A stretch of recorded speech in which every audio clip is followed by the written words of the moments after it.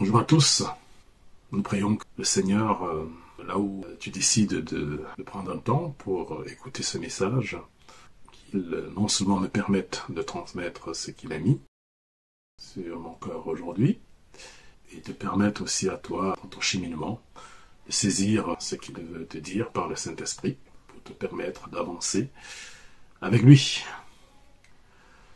Ce n'est pas encore l'été, oui, mais ça peut être utile à quelqu'un. Si je vous dis sangsue, que vous inspire-t-elle? Dégoût? Peur? Flippant? Frisson? Menace?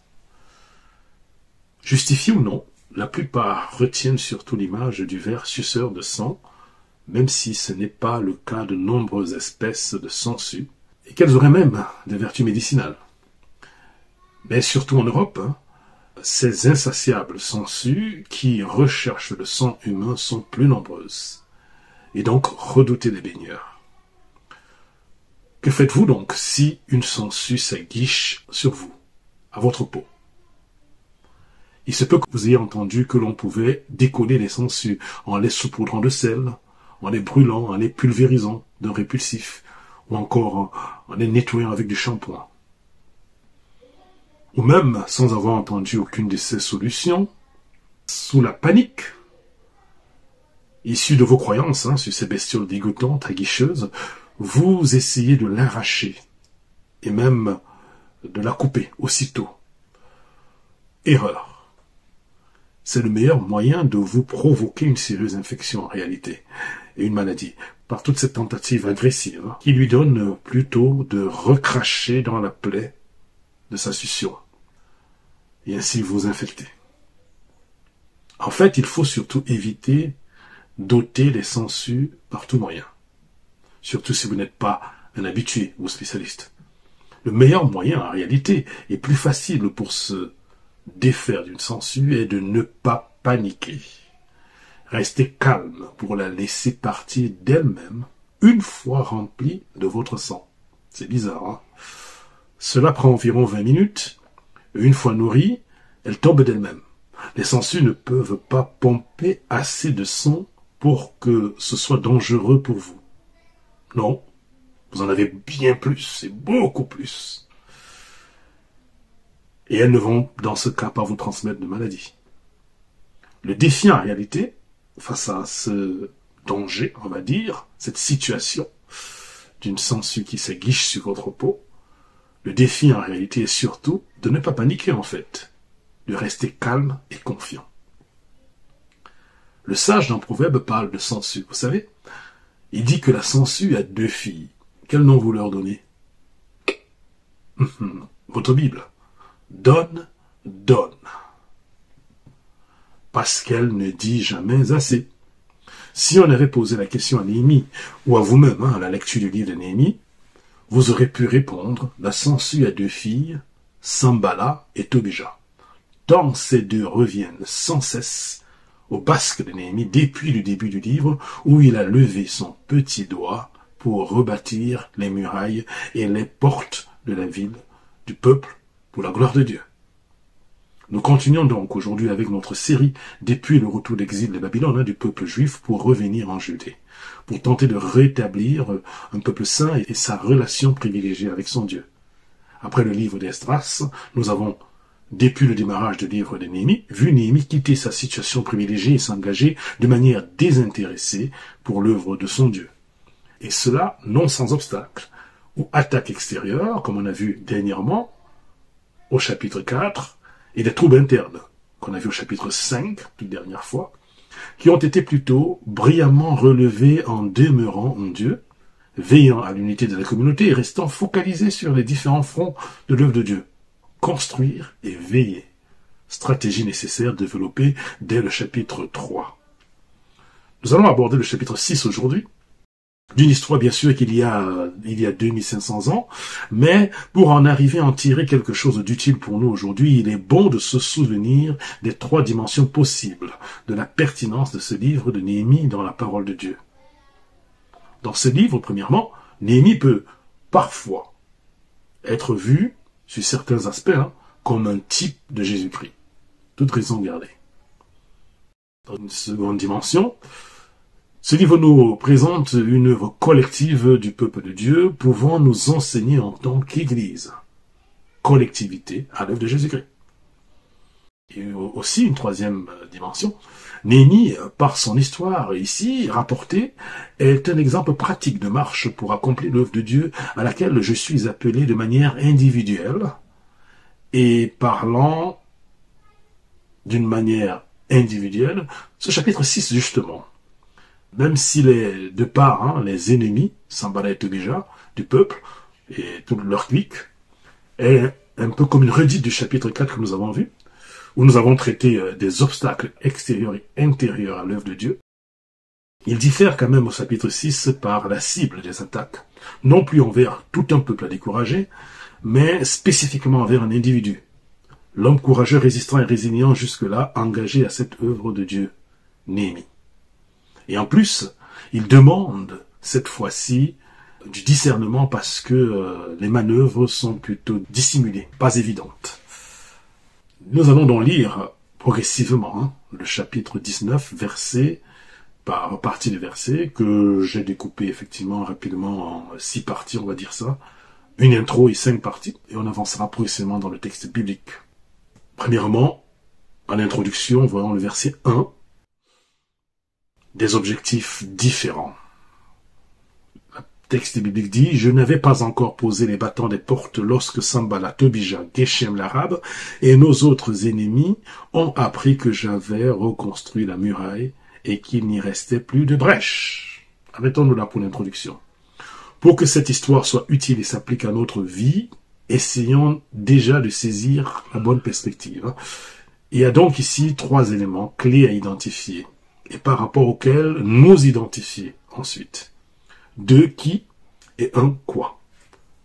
Le quoi, il s'agit ici de quoi? De la muraille, cette fameuse muraille qui est enfin reconstruite. Il n'y a plus de brèche, mais pas encore terminée, car il y a encore les battants et les portes à poser. C'est ça l'œuvre de Dieu. Bâtir la sécurité de son peuple et montrer aux nations qui Dieu est afin qu'il soit glorifié. Ça, c'est l'œuvre. Maintenant, voyons les qui. On a premièrement le qui, les ennemis, contre l'œuvre de Dieu, et ce, dès avant même le début de sa mise en place. On se souvient, au chapitre 2, au verset 10, on voyait déjà comment Sanballat et Tobija, ces 2 filles de la sangsue que j'ai nommées filles de la sangsue, eurent un grand déplaisir à ce qu'il venait un homme pour chercher le bien des enfants de Dieu. Au verset 19 de ce chapitre, on lit qu'ils se moquèrent de nous et nous méprisèrent. Au chapitre 4, on lit toujours d'eux, il fut, surtout Sanballat, qu'il fut en colère et très irrité. Au verset 7 de ce chapitre, on lit que Sanballat, Tobija et les autres et leurs cliques furent très irrités en apprenant que la réparation des murs avançait et que les brèches commençaient à se fermer. Ce sont les ennemis. Ils sont vraiment décidés. Ils reviennent et reviennent encore. Et au chapitre 6, c'est encore eux. Il y a un deuxième qui donc, qui est celui qui est engagé avec Dieu. Donc, dans la réalisation de l'œuvre pour Dieu, Néhémie, ici, qui nous servira d'exemple, et nous permet de nous poser la question, et nous? Et nous? Quels Néhémie sommes-nous? Engagés dans quelle œuvre pour Dieu, en réalité? Nous avons eu des baptêmes récemment, occasion de se rappeler, à tous ceux qui sont venus à Christ, la grande mission commune de servir Dieu et lui rendre gloire. Ce en quoi tu t'engages désormais dans ta vie obéit-il à cette grande mission commune? C'est l'œuvre à laquelle une église, par exemple, un groupe de croyants est engagé. Être témoin de Jésus pour le salut des autres et au service des autres chrétiens pour leur édification à la gloire de Dieu. Et si tu œuvres pour Dieu, alors tu as des ennemis dont l'objectif est échec et sabotage. Que ces ennemis soient physiques ou invisibles, tous rapportent d'une manière ou d'une autre à l'ennemi irréductible de Dieu, Satan et ses démons. 1 Pierre 5, 8, qu'on a rappelé déjà la dernière fois, nous dit « Soyez sobres, veillez. Votre adversaire, le diable, rôde comme un lion rugissant, cherchant qui il dévorera. Résistez-lui avec une foi ferme, sachant que les mêmes souffrances sont imposées à vos frères dans le monde. Cette caractéristique du diable, ennemi des enfants de Dieu, se trouve bien dans ces deux énergumènes, Sanballat et Tobija, et leur clique, comme je dis, ennemis de l'œuvre de Dieu, de ce que veut faire Néhémie. Et ils ne lâchent pas l'affaire, et ils utilisent tous les stratagèmes pour parvenir à leur fin. On aurait pu penser qu'après les multiples résistances effectuées par le peuple et Néhémie qui ont déjoué les multiples attaques et continué l'œuvre de construction, ces mêmes ennemis auraient capitulé, auraient lâché l'affaire, ou seraient allés voir ailleurs, chercher où mettre leur dévolu, auraient laissé tranquille. Mais non, mais non. Comme une sangsue, ils s'accrochent et affinent même leur stratégie et attaquent, se concentrent désormais sur un homme à abattre. Si la parole de Dieu nous dit « Soumettez-vous à Dieu, résistez au diable, et il fuira loin de vous », c'est souvent que une manière de reculer pour mieux sauter, pour mieux tenter, pour mieux chercher un moment plus favorable. C'est d'ailleurs ce qui s'est passé avec Jésus-Christ. Après la tentation dans le désert, le diable est allé chercher un moment plus favorable pour annuler le plan de Dieu qui était d'aller jusqu'à la croix pour sauver l'humanité. Entrons dans les vifs du sujet des différentes manœuvres maintenant de ces ennemis. Voyons les invitations répétées. Lisons le texte biblique à partir du verset 2. Alors Sanballat et Geshem m'ont fait parvenir ce message. Viens, ayons une entrevue ensemble dans les villages de la vallée de l'eau. Ils avaient l'intention de me faire du mal. Je leur ai envoyé des messages avec cette réponse. J'ai une grande tâche à accomplir et je ne peux pas descendre là-bas. Pourquoi le travail devait-il être interrompu pendant que je l'abandonnerais pour vous rejoindre? Ils m'ont adressé 4 fois la même demande, avec toujours la même réponse de ma part. On s'arrête là. C'est la première manœuvre dissimulée des ennemis envers Néhémie. Invitation et sollicitation répétées. Il faut le bon discernement de Néhémie pour bien traduire cette manœuvre en distraction. Pour Néhémie, c'est un risque de mort, répondre à une telle invitation, et donc arrêt de l'œuvre de construction. Il y a des invitations et des sollicitations, aussi beaux soient-elles, aussi d'apparence fun soient-elles, qui ne sont pas nécessaires, auxquelles ne pas répondre, qui ne vont rien produire de bon en nous, qui ne vont pas nous aider à avancer dans notre marche avec et pour Dieu, mais qui vont juste nous retarder, apporter en nous la tristesse du Saint-Esprit. Le bon discernement, cette maturité spirituelle à distinguer ce qui est bien de ce qui est mal, caractérise ces sollicitations multiples en distraction, parce que c'est ce qu'elles sont réellement. Juste un exemple concret, puisque c'est le thème de notre prochain week-end d'église. C'est fou comment les sollicitations numériques sont nombreuses sur un téléphone. Comment les sollicitations sont nombreuses une fois sur les réseaux sociaux, sur Internet. Et maintenant, il y a TikTok. Et je suis déjà has-been quand je parle peut-être de TikTok, parce qu'il y a sûrement déjà beaucoup d'autres. TikTok a poussé loin le concept de la cocaïne numérique pour le cerveau, comme rapporte le magazine Forbes. Le docteur Julie Albright, sur la façon dont fonctionne TikTok et les autres réseaux sociaux, dit ceci. Lorsque vous faites défiler, parfois vous voyez une photo ou quelque chose qui est délicieux et qui attire votre attention. Et vous obtenez un petit coup de dopamine dans le cerveau, dans le centre du plaisir du cerveau. Alors vous avez envie de continuer à défiler. Cette psychologie est similaire à ce que nous voyons dans les applications de rencontres. En fait, lorsque vous utilisez des applications de médias sociaux comme TikTok, la dopamine frappe votre cerveau de 2 façons. Vous recevez une récompense imprévisible et votre cerveau vous récompense avec une bonne dose de dopamine. Puis, une seconde façon, Votre cerveau s'adapte au système de récompense imprévisible et récompense de manière préventive même votre risque anticipé. Ensuite, grâce à ce système, les utilisateurs de TikTok peuvent développer une boucle de réaction pavlovienne. Une fois que le cerveau s'est habitué à la libération neurologique, il apprend à anticiper et à récompenser le corps, ne serait-ce que pour une simple exposition à la source de cette libération. Je suis déjà bien à l'idée même de me connecter au réseau social. Selon Dr. Obaid, les plateformes comme TikTok, y compris Instagram, Snapchat et Facebook, ont adopté les mêmes principes qui ont rendu les jeux de hasard addictifs. Je n'ai pris que quelques morceaux de cet article. Et ça donne quoi, toutes ces sollicitations numériques?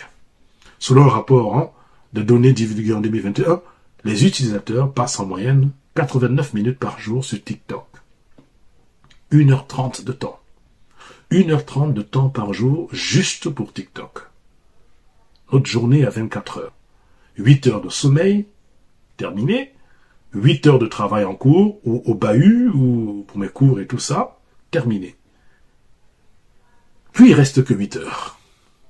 Pour faire quoi? Pour manger, se déplacer, prendre sa douche, faire du sport, faire ses devoirs, rencontrer, visiter, échanger en famille, échanger au téléphone avec ceux qui sont peut-être qui ont les familles plus loin. Alors, quel temps pour ton grand travail? Quelle est la réponse de Néhémie? J'ai un grand travail. J'ai un travail sérieux. Je suis occupé car j'ai une œuvre dans laquelle je suis investi et je n'ai pas de temps à perdre. J'ai d'autres choses à faire que de me laisser distraire. Quel est ton travail? Ou es-tu vraiment investi au service de Dieu? Si je n'ai pas d'œuvre sérieuse dans laquelle je suis investi, il y a de fortes chances que je sois oisif pour Dieu. Et donc, plus sensible aux sollicitations nombreuses et aux pièges de l'ennemi. Et vous vous souvenez, la distraction de David, l'excellent berger, le tombeur de Goliath, le grand guerrier a de nombreuses victoires. Cette fois-là, le grand guerrier avait envoyé les autres à la guerre et avait pris lui du bon temps chez lui. Oisif sur la terrasse de sa maison, il regarda à une sollicitation de loin. Vous savez l'histoire de Beersheba. Et il n'a pas su répondre. J'ai une grande tâche à accomplir et je ne peux pas descendre là-bas. Pourquoi le travail devrait-il être interrompu pendant que je l'abandonnerai pour vous rejoindre? Monsieur l'ennemi de mon âme, monsieur le tentateur. Néhémie, au chapitre 4, au verset 6, nous rapportait que le peuple prit à cœur ce travail. Est-ce que nous prenons à cœur notre grand travail pour Dieu? 2. Voyons maintenant la lettre ouverte de Sanballat, la deuxième manœuvre. Lisons le texte biblique. Verset 5. La 5e fois, Sanballat m'a fait parvenir ce message par son serviteur. Celui-ci tenait une lettre ouverte, où il était écrit: on raconte parmi les nations, et Geshem l'affirme, que les Juifs et toi, vous avez l'intention de vous révolter et que c'est la raison pour laquelle tu reconstruis la muraille. D'après ces rumeurs, tu vas devenir le roi. Et tu as même établi des prophètes pour te proclamer roi de Juda à Jérusalem. Maintenant, le roi va avoir connaissance de ces rumeurs. Viens donc et tenons conseil ensemble. J'ai fait répondre à Sanballat: il n'y a rien de vrai dans ces rumeurs dont tu parles. C'est toi qui les inventes de toutes pièces. Tous ces gens voulaient nous effrayer. Ils se disaient: ils baisseront les bras et le travail ne se fera pas. Maintenant, mon Dieu, fortifie-moi. Arrêtons-nous là. C'est la deuxième manœuvre des ennemis. Calomnie et chantage. Et il faut le bon discernement de l'ennemi pour bien traduire cette manœuvre en frayeur et découragement pour arrêter l'œuvre pour Dieu.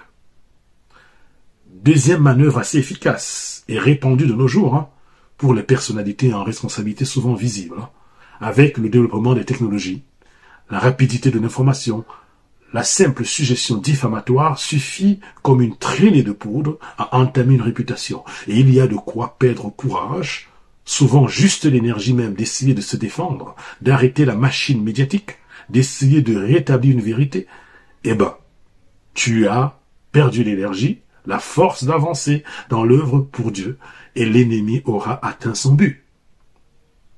C'est vrai que Matthieu 10, verset 16 nous dit « Voici, je vous envoie comme des brebis au milieu des loups. Soyez donc prudents comme les serpents et simples comme les colombes. » Néhémie, qui marche dans un engagement sincère avec son Dieu, ne va pas paniquer face à l'adversité. Il va garder son calme, rester ferme face à l'ennemi. Il ne va pas rentrer dans un débat ou une discussion et ainsi perdre son temps. Il va s'en remettre à l'Éternel. Maintenant, mon Dieu, fortifie-moi. Dans la prière du Notre Père, Jésus nous apprend à dire « Ne nous soumets pas à la tentation, délivre-nous du malin. » Il est épatant de focalisation sur le travail sérieux à accomplir, ce Néhémie. Troisième point. Voyons la deuxième manipulation, la deuxième manœuvre, les manipulations de l'intérieur par la peur. Continuons au verset 10 et disons « Pour ma part, je me suis rendu à la maison de Shemaja, fils de Délaja et petit-fils de Méhétabel. Il s'était enfermé chez lui et a dit « Allons ensemble dans la maison de Dieu, à l'intérieur du sanctuaire, et fermons les portes derrière nous, car on va venir pour te tuer, et c'est pendant la nuit qu'on viendra pour cela. » J'ai répondu « Un gouverneur comme moi prend de la fuite. Du reste, comment un laïc tel que moi pourrait-il entrer dans le sanctuaire et rester en vie? Je n'y entrerai pas. J'ai discerné par là que ce n'était pas Dieu qui l'avait envoyé, mais qu'il prononçait cette prophétie sur moi, parce que Sambala et Tobija l'avaient soudoyé. Par son intermédiaire, ils espéraient me faire peur pour que je suive son conseil et commette ainsi un péché. Cela leur aurait permis de salir ma réputation et de m'enlever tout crédit. Mon Dieu, souviens-toi de Tobija et de Sambala en les traitant conformément à leur façon d'agir. Souviens-toi aussi de la prophétesse Noadia et des autres prophètes qui cherchaient à m'effrayer. C'est la troisième manœuvre des ennemis. Prophétie alarmante et conseil maladroit de l'intérieur. Il faut le bon discernement de Néhémie pour bien traduire cette manœuvre en corruption de l'intérieur et fausse prophétie, pour apeurer, salir et disqualifier afin d'arrêter le travail pour Dieu. Ces ennemis ne lâchent vraiment rien et redoublent d'imagination pour absolument essayer d'atteindre celui qui est engagé résolument à l'œuvre de Dieu. Ne pouvant atteindre directement Néhémie, qui reste vigilant, dans son entourage peut-être, parmi ceux qui lui font confiance, à qui il fait confiance, avec qui il travaille, il y a des non-vigilants ou des faux frères qui peuvent donc être atteints et servis d'appât pour le frapper et le conduire à terre. Ils vont continuer à agiter quoi? Peur et discrédit, avec bien sûr toujours le courage de ne pas précipitamment céder à la peur. Quelle est l'arme principale de Néhémie face à cette nouvelle manœuvre mensongère de l'ennemi? Et de la même manière, quelle est pour nous l'arme principale par rapport à la fausse religion? La parole de Dieu. La parole de Dieu. C'est selon elle qu'il distingue un conseil contraire à la volonté de Dieu et une fausse prophétie, et par là même le faux frère et les faux prophètes. Mais, pour l'utiliser ainsi, il faut connaître la volonté de Dieu. Il faut vouloir marcher par elle. Il faut lire sa Bible. Il faut la méditer. Il faut la mettre en pratique. Il faut l'utiliser dans sa vie. Il faut la prendre comme autorité en matière de foi et de vie. Il faut la prendre au sérieux. Son discernement, celui de Néhémie, je parlais, en réalité, n'est pas sorcier. Il marche selon la volonté de Dieu, par la parole de Dieu. Les circonstances ne doivent pas dicter nos actions, mais nos actions doivent être dictées par la parole de Dieu. Nous ne sommes pas non plus invités à un charlatanisme et un sentimentalisme. Ce ne sont pas les sentiments ou suspicions par rapport aux frères qui conduisent Néhémie. Sinon, il ne serait même pas allé chez Shemaja, qu'il considérait comme un frère. Mais c'est l'évaluation factuelle de ses dires, son exhortation et conseil par rapport à la parole de Dieu qui lui permet de le confondre. Chez Maja et Noadja, de faux prophètes et faux frères, qui dans la communauté se servent sans doute eux-mêmes plutôt que de servir Dieu et les autres, destinant la peur commandée par l'ennemi pour exciter par de faux conseils le serviteur de Dieu dans l'erreur. Et cela pour un gain sordide, nous dit la parole de Dieu par ailleurs. Pour discerner, il ne faut pas soupçonner. Il faut être éclairé et ne pas marcher dans l'obscurité. Le psaume 119, 103 à 105 nous dit que ta parole est douce à mon palais. Elle est meilleure que le miel. J'ai du discernement grâce à tes ordonnances. C'est pourquoi je déteste tout sentier mensonger. Ta parole est comme une lampe qui guide tous mes pas. Elle est une lumière éclairant mon chemin. Et en plus, Néhémie ne se lance pas dans une justice pour lui-même, que ce soit contre les ennemis externes ou contre les faux frères en interne, mais toujours ferme dans son constat pour les confondre, il se contente de les recommander dans la prière à la justice de Dieu. Ce n'est pas moi, mais c'est Dieu qui venge. 4e point, achèvement de la muraille. Quelle victoire! Si on lit le texte biblique, à partir du verset 15, la muraille a été terminée le 25e jour du mois d'Élul, soit en 52 jours. Seulement. Lorsque tous nos ennemis, dans toutes les nations environnantes, l'ont appris, ils ont eu peur. Ils se sont sentis tout petits et ont reconnu que c'était notre Dieu qui avait présidé à la réalisation de ce travail.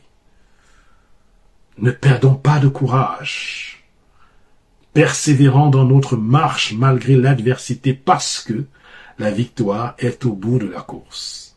Même si nous travaillons et œuvrons pour Dieu, Dieu est plus grand que notre travail. La victoire certaine appartient à Dieu qui doit en être au final glorifié. C'est la raison pour laquelle nous nous battons et demeurons fermes, afin que tous reconnaissent notre Dieu et que nous ne sommes que cachés en lui. Est-ce bien dans ce type de travail que tu es engagé aujourd'hui?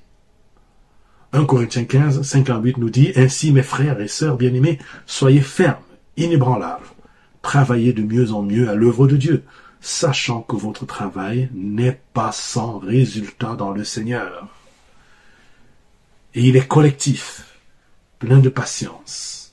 Même si il peut être rendu difficile pour le moment, ce travail, par le manque de discernement des frères, de certains frères, opérant des alliances contre nature, comme nous allons découvrir à la fin de ce passage maintenant, que je vous invite à lire. Verset 17. Même à cette époque-là, il y avait des nobles de Juda qui adressaient fréquemment des lettres à Tobija et qui en recevaient de lui. Beaucoup, en Juda, avaient en effet conclu un pacte avec lui parce qu'il était le gendre de Shekania, fils d'Arach, et que son fils Joshanan avait épousé la fille de Meshulam, fille de Berekia. Ils allaient jusqu'à vanter ses mérites en ma présence et à lui rapporter mes paroles. Quant à Tobija, il envoyait des lettres pour m'effrayer.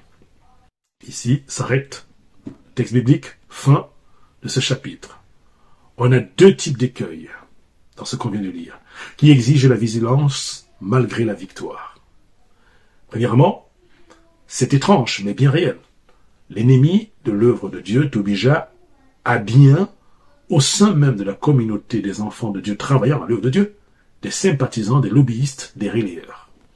C'est une situation bien compliquée. Il ne s'agit pas des faux prophètes ou des faux frères, comme on a soudoyés et achetés par l'ennemi, comme on a vu tout à l'heure, mais des frères sans discernement ou désobéissants à un certain moment de leur vie qui ont fait le choix désastreux, non pas d'assister, non pas d'en écouter ou en apprendre ce qui est bon, non pas de respecter, non pas même de collaborer dans un travail utile, mais de s'unir par le lien indéfectible du mariage avec des personnes qui sont étrangers à l'alliance de Dieu, qui ne sont pas soumis à Dieu.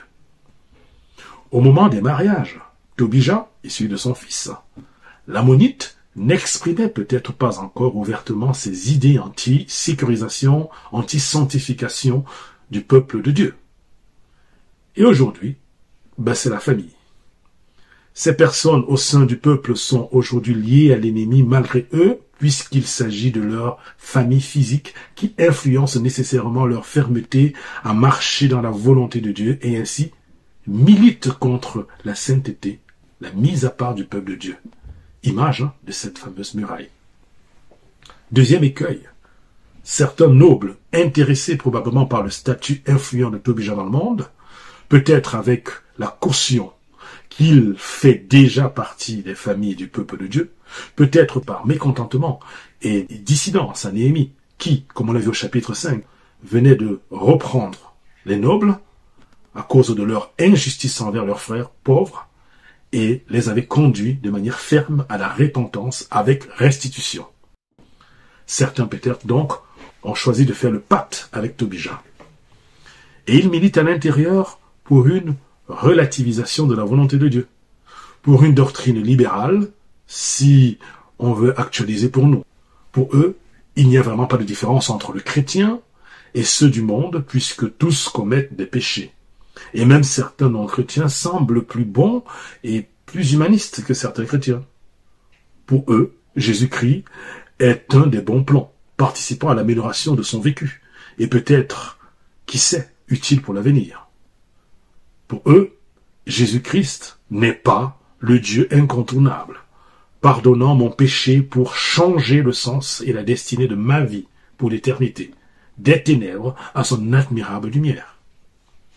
Et Néhémie déplore ce fait, qu'ils sont donc ainsi, par leur alliance contre nature, un talon d'Achille, un maillon faible, un accès de l'ennemi pour eux-mêmes et pour toute la communauté. Il va falloir continuer à l'intérieur à se battre, pas les uns contre les autres, mais à l'intérieur de notre propre être aussi, jusqu'au retour de Jésus-Christ. Se battre dans la tension entre notre nature charnelle d'autrefois, obéissant à la loi du péché, et notre nouvelle identité en Christ, obéissant à l'esprit de Christ. D'où l'exhortation de Paul, comme on le voit dans Romains et dans d'autres lettres de Paul, marchez par l'esprit, et vous n'accomplirez pas les œuvres de la chair. Malgré le rappel d'Esdras, il y a quelques années de l'interdiction biblique de Dieu de s'unir à un non-croyant, et sa dernière tentative, il faut le dire, tentative désespérée quand même, d'épuration des mariages pour un peuple saint, oui, il n'en est rien. Il n'en est déjà rien à l'arrivée de Néhémie, au temps du dernier prophète, puisqu'il y en a qui ont continué à épouser des non-croyantes ou des non-croyants. Démonstration, encore, du témoignage pour la révélation de Dieu au monde par ce peuple choisi, s'il en fallait encore, de l'infidélité ou l'incapacité à satisfaire à la volonté de Dieu, et appelant donc de manière criante à l'œuvre de Jésus-Christ, à la croix, pour se faire un peuple sauvé, sanctifié et glorifié. Tout ceci garanti, cette fois, par l'œuvre de Jésus-Christ elle-même à la croix, pour nous. Et gloire à Dieu. En conclusion donc, le discernement est la capacité de juger les choses selon le point de vue de Dieu sur elles, et non selon leur apparence extérieure. Et je pense qu'il transcende dans tout ce passage dans l'expérience de Néhémie, l'exemple à suivre. N'est-ce pas là même la marque de notre maturité spirituelle? Avec ce passage que François aime beaucoup, Hébreux 5, 14, mais la nourriture solide est pour les adultes, pour ceux qui, en raison de leur expérience, ont le jugement exercé à discerner ce qui est bien et ce qui est mal. Comme nous l'avons vu donc, notre discernement, comme Néhémie, peut s'exercer en s'appuyant sur 4 piliers. Premier pilier, sans expérience clairement définie, pas de bon discernement. Quel est ton sérieux travail pour Dieu? Dans quelle œuvre pour Dieu es-tu clairement investi? Est-ce clair pour toi que ton objectif est contraire à celui de l'ennemi? Deuxième pilier. Je suis conscient, vigilant, que l'ennemi, déjà vaincu, est bien actif et même hyperactif, usant de manœuvres de nuisance de toutes sortes pour décourager et faire abandonner le travail pour Dieu. Troisième pilier. Je ne crains pas. Je ne panique pas. Plus grand encouragement qu'on trouve dans la Bible. Ne crains pas.